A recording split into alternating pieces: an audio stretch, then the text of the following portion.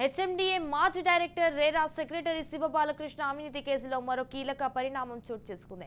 అక్రమాస్తుల కేసులో శివబాలకృష్ణను అరెస్ట్ చేసిన ఏసీబీ 8 రోజుల పాటు కస్టడీకి తీసుకుని విచారించింది. ఇక కేసు ప్రాథమిక దర్యాప్తుపై ఏసీబీ తాజాగా రాష్ట్ర ప్రభుత్వానికి నివేదిక అందించింది. కస్టడీలో బాలకృష్ణ ఇచ్చిన కన్వెన్షన్ సెంటిమెంట్ ప్రకారం ఇక senior IAS officer Arvind Kumar పాత్రపైన ప్రభుత్వానికి నివేదిక అందజేసింది. బాలకృష్ణ అక్రమ ఆస్తుల కేసు విచారణలో ఐఏఎస్ అరవింద్ కుమార్ పేరు తెరపైకి రావడంతో అతడిని విచారించేందుకు ఏసీబీ ప్రభుత్వాన్ని అనుమతి కోరింది. బాలకృష్ణ 8 ఏళ్లలో 10 సెల్ ఫోన్లు 9 ల్యాప్టాప్లు మార్చినట్లు ఏసీబీ గుర్తించింది.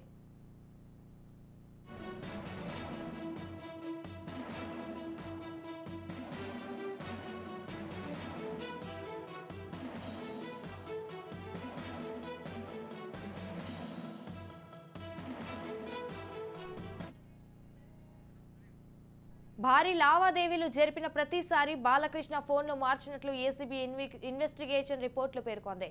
ల్యాప్టాప్, హార్డ్ డిస్క్ లో బాలకృష్ణ అక్రమ లావాదేవీలు గుర్తించిన ఏసీబీ ఆయనతో పాటు అతడి కుటుంబ సభ్యుల నుండి 31 సెల్ ఫోన్స్ స్వాధీనం చేసుకున్నట్లు వెల్లడించింది. రేరా సెక్రటరీ అక్రమ ఆస్తుల కేసులో senior IAS officer Arvind Kumar పేరు రావడం సంచలనంగా మారింది.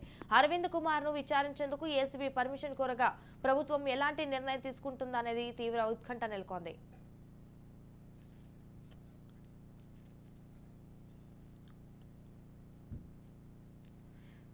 భారీ లావాదేవీలు జరిపిన ప్రతిసారి బాలకృష్ణ ఫోన్లు మార్చినట్లు ఏసీబీ ఇన్వెస్టిగేషన్ రిపోర్టులు పేర్కొంది. ఇక ల్యాప్టాప్, హార్డ్ డిస్క్ లో బాలకృష్ణ అక్రమ లావాదేవీలు గుర్తించిన ఏసీబీ ఆయనతో పాటు అతడి కుటుంబ సభ్యుల నుండి 31 సెల్ ఫోన్స్ స్వాధీనం చేసుకున్నట్లు వెల్లడించింది. ఇక రేరా సెక్రటరీ అక్రమ ఆస్తుల కేసులో senior IAS officer Arvind Kumar పేరు రావడం సంచలనంగా మారింది.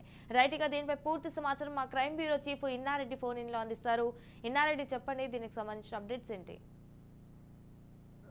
ఏమైతే ఏసీబీ అధికారుల విచారణలో అనేకమైన వాస్తవాలు చూస్తా ఉన్నాయి. మీరు చెప్పినట్టుగా ప్రధానమైన గమనిస్తే రేరాకు సంబంధించిన కావచ్చు, తర్వాత ఏదైనా అక్రమాలకు పాల్పడిన నేపథ్యంలో ఆయన సెల్ ఫోన్లు మాత్రమే కాదు, ఇదంతా కూడా అంటే పోలీసుకు దొరకకుండా ల్యాప్టాప్ లో ఈయన కొంత ట్రాన్సాక్షన్ చేశాడు, ల్యాప్టాప్ ద్వారానే కమ్యూనికేట్ చేసేవాడని చెప్పని కూడా ఏసీబీ అధికారులు గుర్తించిన నేపథ్యంలో మనం చూస్తా ఉన్నాం. అయితే కొంతమంది అవినీతి అధికారులకు సంబంధించి ఐఏఎస్ అధికారి అరవింద్ కుమార్ పాత్ర కూడా దీంట్లో ఉందని చెప్పేసి దానికి సంబంధించిన సాక్ష్యాలను కూడా సేకరించారు. దీంట్లో శివబాలకృష్ణ ఇచ్చిన కన్ఫెషన్ రిపోర్ట్ లో చాలా స్పష్టంగా ఆయన ఏ ఏ విషయాల్లో ఆయన తన సంబంధించిన వ్యవహారంలో హెల్ప్ తీసుకున్నాడు, ఎంత మేరకు ఆయన లంచాలు తీసుకున్నాడు, తర్వాత ఆయన ఏ విధంగా ఏమైతే అంటే అనుమతి లేని భూముల మీద ఆయన అక్రమాలకు పాల్పడ్డ నేపథ్యం ఏమైతే ఉందో దానికి సంబంధించిన పూర్తి సమాచారాన్ని పోసుకొచ్చినట్టుగా ఏసీబీ అధికారులు స్టేట్మెంట్ రికార్డ్ చేసిన నేపథ్యంలో దీంట్లో శివబాలకృష్ణ కస్టడీలో ఈయన ఐఏఎస్ అధికారికి సంబంధించిన పూర్తి రిపోర్ట్ ఇచ్చిన తర్వాత ప్రభుత్వానికి ఆయన అరవింద్ కుమార్ ను విచారణకు అనుమతించాలంటూ కూడా ఆయన ఐఏఎస్ అధికారి కాబట్టి ప్రస్తుతం ఇప్పటికే ప్రభుత్వం దృష్టిలో పెట్టారు. రేపు కానీ ఎల్లుండి కానీ ఖచ్చితంగా ప్రభుత్వం అనుమతి కనిపిస్తే ఐఏఎస్ అరవింద్ కుమార్ కనుక విచారిస్తే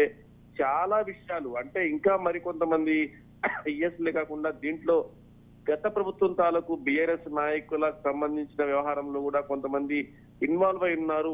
వాళ్ళకి సంబంధించిన కాల్ డీటెయిల్స్, తర్వాత వాళ్ళకి సంబంధించిన బ్యాంక్ ట్రాన్సాక్షన్స్, అలాగనే కొన్ని డాక్యుమెంట్స్ కూడా ఏసీబీ సేకరించింది. ఈ ఐఏఎస్ విచారించిన తర్వాత నెక్స్ట్ టార్గెట్ రాజకీయ నాయకులను టార్గెట్ చేసి నోటీసులు ఇచ్చి పిలిపించే అవకాశం ఉంది, లేకపోతే అరెస్టులు జరిగే అవకాశం ఉంది. తర్వాత రేపు సోమవారం తర్వాత మరికొన్ని అరెస్టులు జరిగే అవకాశం ఉంది. ఇప్పుడు శివబాలకృష్ణ అరెస్ట్ తర్వాత తమ్ముడిని అరెస్ట్ చేశారు, సునీల్ ని, తర్వాత మరో 3 అరెస్ట్ చేస్తారని చెప్పి అంటున్నారు. మరి ఐఏఎస్ అరవింద్ కుమార్ విచారణ చేసిన తర్వాత కూడా ఇప్పుడు ప్రధానమైన కాన్సన్ట్రేషన్ అంటే శివబాలకృష్ణ సహకరించిన ప్రభుత్వ అధికారులతో పాటు రాజకీయ నాయకుల మీద కూడా ఏసీబీ అధికారులు ఫోకస్ పెట్టిందో తెలుస్తా ఉంది.